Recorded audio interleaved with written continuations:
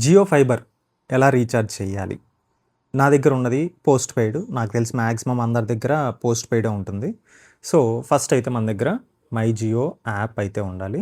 ఈ app open చేయంగానే మనకి ఇక్కడ పైన ఇక్కడ ఆల్రెడీ నేను డ్యూ ఉన్నా అనమాట. అంటే ఆల్మోస్ట్ ఒక 1 మంత్ డిలే అయింది నాది. నేను మర్చిపోయాను. సో, ఇప్పుడు దాంతో కలిపి ఇప్పుడు బిల్లు కడుతున్నా. ఇక్కడ పైన ఫైబర్ అండ్ ఎయిర్ ఫైబర్ అని ఉంది కదా, దాని మీద క్లిక్ చేసామంటే మనకి ఇలా డ్యూ అనేది వచ్చేస్తుంది అనమాట. ఇక్కడ పే నౌ అని కొట్టంగానే మనము ఈ 700 ఏదైతే ఉందో ఆ 700తో పాటు ఇది పేమెంట్ చేస్తున్నాం.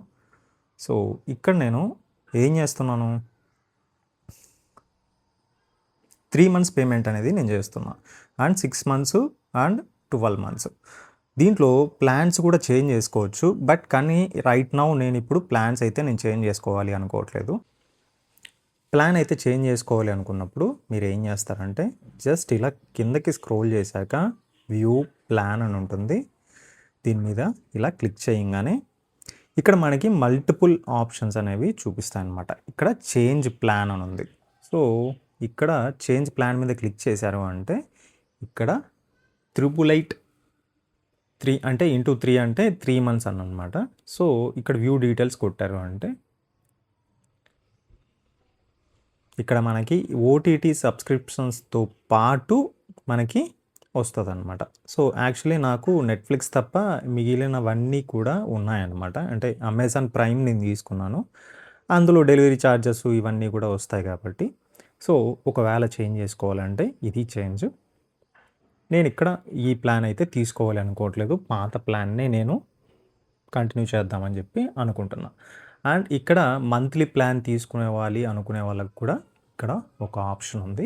ఇక్కడ మీరు రీఛార్జ్ చేసుకునేటప్పుడు మీరు ఏం చేస్తారంటే వ్యూ డీటెయిల్స్ కొట్టారు అంటే కింద మీకు ఇక్కడ ఏ ఓటీటీస్ మీకు వస్తాయి ఫ్రీగా అనేది ఇక్కడ మీరు చూసుకోవచ్చు. సో రైట్ నౌ నేనైతే ఈ ప్లాన్ అయితే నేనేమి చేంజ్ చేయాలి అనుకోవట్లేదు, and I want to recharge with 3 months. So ఇది క్లిక్ చేయగానే పే నౌ అనే ఆప్షన్ వస్తుంది. పే నౌ అనే ఆప్షన్ కొట్టంగానే ఇలా మనకి మల్టిపుల్ ఆప్షన్స్ అనేవి చూపిస్తాయి. సో ఇక్కడ నేను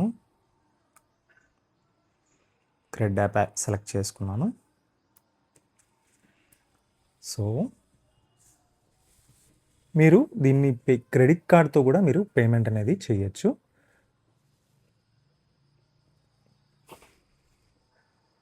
క్రెడిట్ కార్డ్తో కూడా మీరు పేమెంట్ చేయొచ్చు. సో నేను క్రెడిట్ కార్డ్తోనే పేమెంట్ చేస్తాను, ఎందుకంటే ట్రాన్సాక్షన్ జరగాలి కాబట్టి.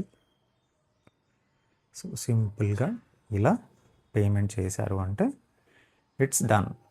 వెంటనే మనకి అప్డేట్ కూడా అయిపోతుంది. ఒకవేళ రీఛార్జ్ చెయ్యలేదు అంటే ఏమవుతుంది అని మీకు డౌట్ రావచ్చు. ఆ డౌట్ ఏమవుతుంది అంటే రీఛార్జ్ డ్యూ డేట్ కూడా 20th వరకు నాకు ఇచ్చారా, అంటే 7 days వరకు టైం ఇచ్చారు. సో కాకపోతే నేనేంటంటే ఒకవేళ చేయలేదనుకోండి అప్పుడు మీకు ఈ నెట్ కనెక్షన్ అనేది కట్ చేస్తారు. మళ్ళీ మీరు కస్టమర్ కేర్కి కాల్ చేసో లేకపోతే రీఛార్జ్ చేసుకోనో మీరు మళ్ళీ చేయాల్సి వస్తుంది. సో కింద డన్ అని కొట్టంగానే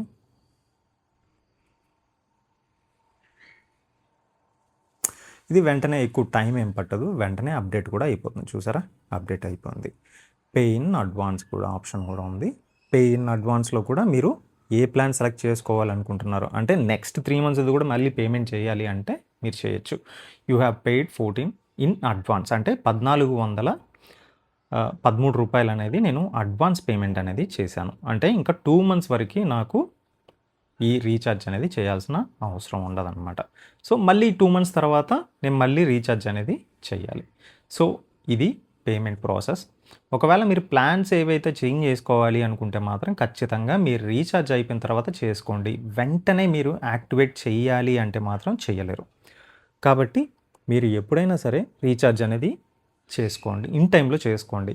అండ్ ఇక ఈ మొబైల్ నంబర్ ఏదైతే కనపడుతుందో 0877 ఇది ఎస్టీడీ ల్యాండ్‌లైన్ ఒకవేళ మీరు ఫిట్ చేసుకుంటే మాత్రం అక్కడ మీకు ఈ నెంబర్ అనేది వస్తుంది. లేదు అంటే జియో యాప్ ద్వారా మీరు ఈ నెంబర్‌ను కూడా మీరు యూజ్ చేయొచ్చనమాట. జియో వాయిస్ కాల్ అని చెప్పి ఒకటొస్తూ ఉండింది. ఎప్పుడు మనకి స్టార్టింగ్ జియో సిమ్ సేల్ చేసినప్పుడు ఫ్రీగా మీరు కాల్స్ అన్‌లిమిటెడ్ కాల్స్ మాట్లాడుకోవచ్చు అనుకున్నప్పుడు జియో వాయిస్ అని చెప్పి సెపరేట్‌గా ఒక యాప్ వస్తుందండి. ఆ యాప్ ద్వారా మీరు మళ్ళీ ఈ నెంబర్ యూజ్ చేసుకొని ఈ నెంబర్ నుంచి కూడా మీరు కాల్స్ అనేవి చేయొచ్చు. ఇంకోటి నాది ఫ్రీ సెటప్ బాక్స్ అనేది ఫ్రీగా వస్తుంది. అంటే సెకండ్ సెటప్ బాక్స్ అనమాట. సో సెటప్ బాక్స్ అంటే ఇలా సింపుల్‌గా చెప్పాలంటే ఇలా ఉంటది సెటప్ బాక్స్. ఈ సెటప్ బాక్స్‌ని మీరు మామూలుగా అయితే సమ్ అమౌంట్ కట్టి తీసుకోవాలన్నమాట. కానీ వీళ్ళు ఫ్రీగానే ఇస్తున్నాను. క్లెయిమ్ చేసుకోవాల్సిన అవసరం నాకు లేదు. ఎందుకంటే నాకు ఒక టీవీనే సరిపోతుంది. అసలు ఆ టీవీ కూడా నేను చూడట్లేదు. ఎప్పుడో హాల్‌లో బెడ్‌రూమ్‌లోనే ఉంటది టీవీ. సో దాన్ని కూడా చాలా తక్కువ యూజ్ చేస్తాను. అండ్ మీరు ఒకవేళ 2 టీవీలు ఉంటే ఒక సెటప్ బాక్సే వస్తది. జియో ఫైబర్ తీసుకున్నా గానీ, ఎయిర్ ఫైబర్ తీసుకున్నా గానీ, తీసుకున్న తరువాత మీరు మళ్ళీ అప్పుడే కూడా మీరు అడగొచ్చు వాళ్ళని. నాకు 2 సెటప్ బాక్సెస్ కావాలి. 2 టీవీలు ఉన్నాయంటే, సెటప్ బాక్స్ నుంచి ఒక కేబుల్ అనేది ఇలా టీవీకనేది వస్తది. ఇలా టీవీకొచ్చాక తర్వాత మీరు దాన్ని పవర్ సప్లై కూడా సెపరేట్‌గా అడాప్టర్ వస్తుంది. ఆ అడాప్టర్ ఫిట్ చేసుకున్న తర్వాత మీకు మొత్తం అంతా కూడా వైర్‌లెస్‌గానే అది పనిచేస్తదనమాట.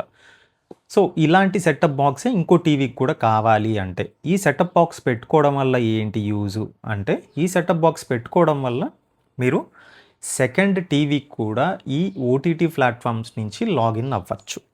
అండ్ మీరు దాంట్లో అన్నీ కూడా ఇండివిడ్యువల్‌గా చూసుకోవచ్చనమాట. అంటే ఇప్పుడు టీవీకే ఉంది కదా! టీవీలో నుంచి కూడా లాగిన్ అవ్వచ్చు కదా! అంటే లాగిన్ అవ్వచ్చు. సో ఒకవేళ టీవీలో మీకు ఓటీటీ ప్లాట్‌ఫామ్స్ అన్నీ ఇన్‌బిల్ట్ అయ్యాయి అంటే, మీరు అక్కడి నుంచి కూడా మీరు లాగిన్ అనేది అవ్వచ్చు. లాగిన్ అయితే పాస్వర్డ్ ఈ నంబర్‌కి వస్తుందా అంటే, ఈ నంబర్‌కి రాదు. ఏది ఇక్కడ చూపిస్తున్న ఈ నంబర్‌కి రాదు. మీరప్పుడు ఏం చేయాలంటే, దీనికి ఈ జియో ఫైబర్‌కి రిజిస్టర్ అయినప్పుడు మీకు ఒక మొబైల్ నంబర్ అడిగింటారు. జియో నంబరే అడిగుంటారు. సో జియో నంబర్ ఏదైతే ఇచ్చారో ఆ జియో నంబర్‌కి ఓటీపీస్ వస్తాయి. ఇప్పుడు ఫర్ ఎగ్జాంపుల్ నేను జీ5లో లాగిన్ అవ్వాలి అనుకుంటున్నా. సో జీ5లో లాగిన్ అవ్వాలి అనుకున్నప్పుడు నేను మొబైల్‌లో కూడా లాగిన్ అవ్వచ్చు. మొబైల్‌లో లాగిన్ అయిన తర్వాత నాకు ఓటీపీ అనేది నా సెటప్ దీనికే వస్తది. ఏది జియో నంబర్ ఏదైతే ఇచ్చానో దానికే ఓటీపీస్ వస్తాయి.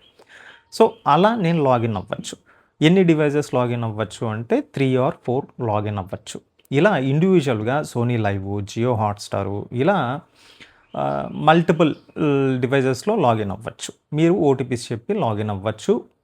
ఈ విషయం తెలియక చాలామంది దీన్ని యూజ్ చేసుకోలేకపోతున్నారు. యాక్చువల్లీ నేనైతే ఈ డేటా ఎంత రావచ్చు అని మీకు డౌట్ రావచ్చు. ఇది మనకి 3